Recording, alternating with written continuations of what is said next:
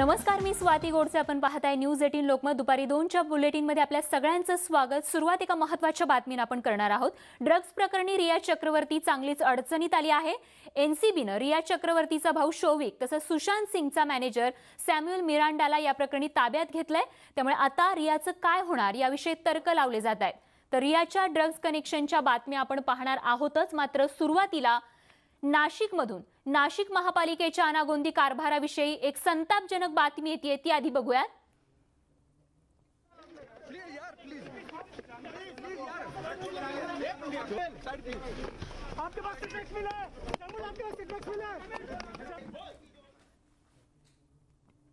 नाशिकमध्ये अत्यंत संतापजनक असा प्रकार बघायला मिळतोय. नाशिकमध्ये कोरोना रुग्णांच्या मृतदेहाची अवहेलना होत असल्याचं बघायला मिळतंय.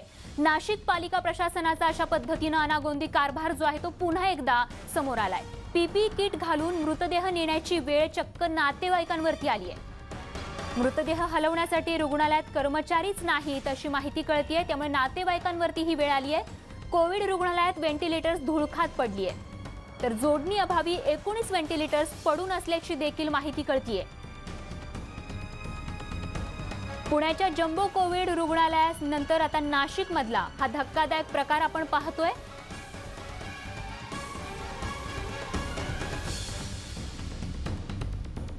नाशिकच्या महापालिकेचं झाकीर हुसेन रुग्णालय हे अतिशय महत्त्वाचं रुग्णालय. या रुग्णालयामध्ये एक वॉर्ड वाईच्या भरोश्यावर हे रुग्णालय चाललेलं आहे. आणि आज ते 10 वाजल्यापासून तर आत्तापर्यंत ती बॉडी ताब्यात द्यायला इथे माणूस नाही, ती घ्यायला कोण नाही. शेवटी नातेवाईकांना पीपीई किट घालून ती बॉडी घ्यायला लागली. शेवायिका बोलवायला लागली, शेवायिकासुद्धा मिळायला तयार नाही. आणि मग ती शेवायिका घेऊन आता बॉडी नातेवाईक स्वतः घेऊन चाललेले आहे आणि स्वतःहून त्याची विधी करणार आहे. अतिशय गंभीर परिस्थिती, अतिशय वेदना देणारी परिस्थिती. शासन, प्रशासन आणि अधिकारी आणि कर्मचारी मोठ्या दिमागात सांगतायत का झिरो मिशन चाललेलं आहे. हे झिरो मिशन हे असं असतं का? या झिरो मिशनमध्ये काय चाललेलं आहे? जर नागरिकांची अशी हेळसांड होणार असेल तर नागरिक जास्त दिवस हे सहन करू शकत नाही. आणि याच संदर्भात थेट जाऊयात नाशिकला. आमचे प्रतिनिधी प्रशांत बाग थेट नाशिकमधून आपल्या सोबत आहेत. प्रशांत, अत्यंत गंभीर संताप आणणारी ही परिस्थिती नाशिकमध्ये.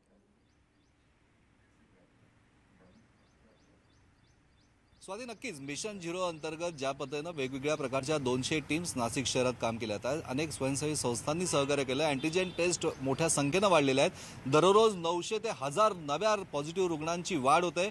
रुग्ण बरे होण्याच्या संख्येत सुद्धा वाढ होते. पण असं जरी होत असलं तरीही प्रत्यक्षामध्ये जो रियालिटी चेकमध्ये आपल्याला कालही जाणवलं की बेड उपलब्ध आहे का, तर अक्षरशः नाही. आणि आज तर ज्या पद्धतीनं हेळसांड महापालिकेच्या रुग्णालयांमध्ये होते, पालिकेच्या आरोग्य विभागातल्या कर्मचाऱ्यांकडनं जी अनास्था दाखवली जाते याचा थेट फटका बसतोय. खरं तर कोविड अर्थात कोरोनामुळे मृत्यू झालेल्या प्रत्येक व्यक्तीच्या मृतदेहाची विल्हेवाट लावण्याच्या काही सूचना, मार्गदर्शक सूचना केंद्र सरकारच्या माध्यमातून दिल्या जात आहेत. राज्य सरकारकडनं सुद्धा सगळ्याच राज्यातल्या महापालिका आरोग्य विभागांना याच्या सूचना दिलेल्या आहेत. कठोर अंमलबजावणीचे आदेश दिले आहेत. पण प्रत्यक्षामध्ये मात्र अशा प्रकारच्या सूचना फक्त कागदावरच आहे का, हा प्रश्न उपस्थित झाला आहे. राधाकृष्ण गमे यांची बदली झाली. कैलास जाधव नवीन आयुक्त आले. अवघ्या 4 दिवसामध्येच कशा प्रकारे आरोग्य यंत्रणेमध्ये दुरावस्था सुरू झाली आपल्याला दिसून येते. नेमकं हे कशामुळे होत आहे? आयुक्तांचा या कर्मचाऱ्यांवर वचक आहे का पालिका आयुक्त नेमकं या विषयाकडे डोळेझाक करताय, असे अनेक प्रश्न उपस्थित जरी होत असले तरी विद्युत दाहिनीचा प्रश्न आजही तसाच अनुत्तरित आहे. कधी नादुरुस्त होते, कधी उपलब्ध होते, तर अवघ्या 2च विद्युत वाहिनीच्या माध्यमातून अंत्यसंस्कार सुद्धा केले जात आहेत. झाकीर हुसेन रुग्णालयामधल्या ही घटना ही अत्यंत संतापजनक तर नक्कीच आहे. आणि व्हेंटिलेटर जे आपण म्हणतो की खरं रुग्णाला जीवनदायी आपण म्हणता येईल अशी एक यंत्रणा, पण 19 व्हेंटिलेटर जे महापालिकेच्या आरोग्य यंत्रणेच्या माध्यमातून आलेले आहेत, पडलेले आहेत. ऑक्सिजनची व्यवस्था नीट व्यवस्थित होत नाही का, हाही प्रश्न अनुत्तरित आहे. आणि याचा नेमका उपयोग काय, जर का रुग्ण संख्येत वाढ दिवसेंदिवस झपाट्यानं होते, त्याचबरोबर रुग्णांच्या मृत्यूचा दर सुद्धा हा कायम आहे. धक्कादायक परिस्थिती नाशिकमध्ये आहे. हॉटस्पॉट झालंय नाशिक शहर. प्रशासनाकडे खूप मोठं आव्हान आहे. एकाच वेळेस आरोग्य यंत्रणेत काम करणाऱ्या कर्मचाऱ्यांना योग्य त्या पद्धतीनं त्यांच्याकडनं काम करून घेणं, आणखी त्याचबरोबर परिस्थितीनं किंवा भीतीनं पॅनिक झालेल्या नागरिकांना दिलासा देणं, आरोग्य यंत्रणेच्या माध्यमातून खरोखर हे केलं जात आहे का, हे अनेक प्रश्न जरी अनुत्तरित असले तरी हे धक्कादायक आहे. आपल्याला माहिती आहे की उत्तर महाराष्ट्रातलं पहिलं कोविड सेंटर मराठा विद्या प्रसारकमध्ये उभारण्यात आलं होतं. या ठिकाणी सुद्धा 10 व्हेंटिलेटर तब्बल 1.5 महिना निव्वळ तंत्रज्ञ नाही बेंगलोरहून ते यायला तंत्रज्ञ तयार नाही म्हणून सुद्धा कार्यान्वित होऊ शकले नाही। आजही ही परिस्थिती महापालिकेच्या वेगवेगळ्या रुग्णालयांमध्ये दिसून येते। मग ते नाशिक रोड भागातलं बिटको रुग्णालय असो का झाकीर हुसेन रुग्णालयामध्ये होणारी रुग्णांची हेळसांड असो, महापालिकेच्या आरोग्य विभागानं, प्रशासनानं तातडीनं कठोर पावलं उचलली नाही तर दिवसेंदिवस जी परिस्थिती पॅनिक होत चालली आहे, खरं. नागरिकांमध्ये असंतोष वाढायला वेळ नक्कीच लागणार नाही। स्वाती, अगदी प्रशांत, या संदर्भात याच प्रश्नासंदर्भातला जाब विचारण्यासाठी आपल्या तिथल्या स्थानिक प्रतिनिधी, लोकप्रतिनिधी असतील किंवा पालिका प्रशासन असेल किंवा त्या ठिकाणचे पालकमंत्री असतील नाशिकचे, त्यांच्याशी आपला काही संवाद झालाय का? या प्रश्नावरती त्यांचं काही उत्तर आलंय का? नक्कीच पालकमंत्री छगन भुजबळ यांच्या माध्यमातून नियमित कोरोना विषयावरच्या आढावा बैठका घेतल्या जातात। बैठका घेतल्यानंतर वेगळ्या प्रकारे प्रशासनाच्या माध्यमातून दिले जाणारे दाखले सांगितले जातात, पण प्रत्यक्ष रियालिटी चेक किंवा आयुक्त कैलास जाधव सर सध्या आपल्या सोबत आहेत। प्रशांत, जाधव सरांकडूनच या संदर्भात अधिक माहिती जाणून घेण्याचा आपण प्रयत्न करणार आहोत।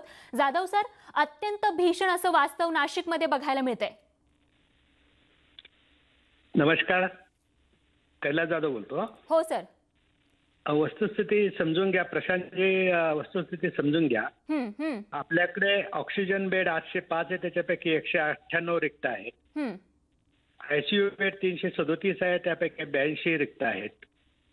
व्हेंटिलेटर बेड 124 आहे, त्यापैकी 19 रिक्त आहेत। त्या व्यतिरिक्त 15 व्हेंटिलेटर आपल्याकडे स्टँड बाय म्हणून रेडी आहे, जे गरज लागेल तेव्हा आपण वापरू शकतो।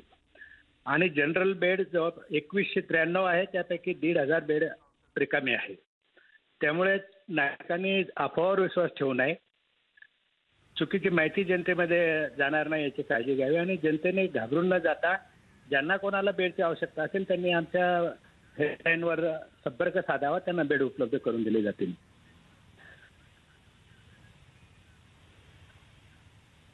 नक्कीच आयुक्त साहेब, प्रशांत बाग बोलतोय नाशिकहून। दोन गोष्टी अत्यंत महत्त्वाच्या जाणून घ्यायच्या तुमच्याकडनं की आपण ज्यावेळेस तुमचा हेल्पलाईन नंबरवर संपर्क करतो त्यावेळेस ज्या प्रकारे तिथे उत्तरं मिळतात, कोणताही बेड उपलब्ध नाहीये, या यंत्रणेत काम करणाऱ्या कर्मचाऱ्यांकडे व्यवस्थित डेटा सुद्धा नसतो आणि झाकीर हुसेन रुग्णालयामध्ये मृतांच्या नातेवाईकांनाच आपल्या नातेवाईकाच्या मृतदेहाची पीपीई किट घेऊन विल्हेवाट लावावी लागली। तिथे स्टाफ सुद्धा नव्हता। आयुक्त म्हणून आपण या विषयाला गांभीर्याने घेतला आहे का? काय नेमकी कारवाई करताय, काय सांगाल? कालच झाकीर हुसेन मधली घटना माझ्या निदर्शनास आली आणि मी ज्या कर्मचाऱ्याकडून चूक झालेली त्यांना सक्त ताकीद दिलेली आहे।